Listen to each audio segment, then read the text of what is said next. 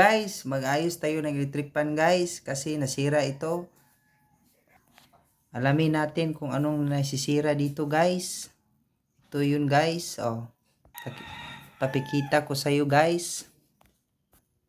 Ito guys, ating i-check guys. Oh, may laman bang kuryente guys? Ayan, hindi guys. Bubuksan natin yun guys kung ano yung nasira dito.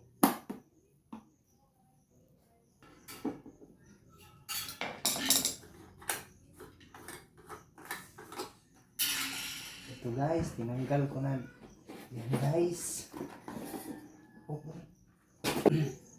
Bubuksan na natin guys kung ano ang nasisira dito. At alam ko guys nga ang sira dito parang kapasitor guys.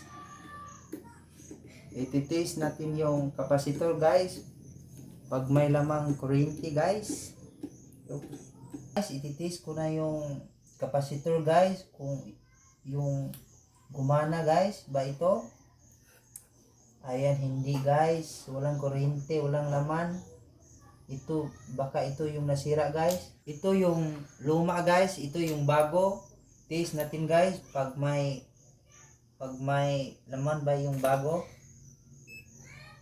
Ayan guys, meron nga. Ito yung luma, ito yung nasira guys at ito yung bago guys. Ilalagay natin guys kung gumagana ba yung electric fan natin guys. Ikinabit ko na to guys at ititest natin guys. I-on natin baka may power na ba dito guys. Guys, yung kapasitor guys,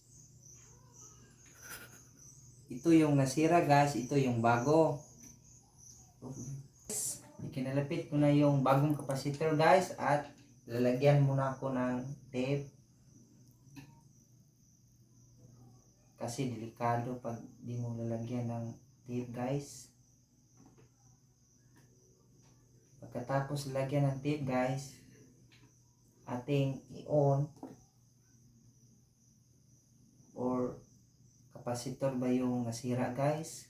Kasi alam ko guys nga parang kapasitor nga guys. Yung thermal fuse niya guys is okay lang guys. At tinis ko na yan guys. Kapasitor na lang ang ayan guys. Tapos na guys, kalabit natin yung bagong kapasitor guys. At yung kapasitor dito guys, ito yung luma guys. I-on na natin yung electric fan guys. Baka umandar ba nito guys.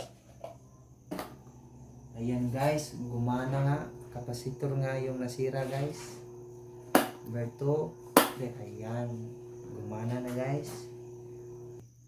Ito guys, ikakabit na yung natin guys, yung kadate.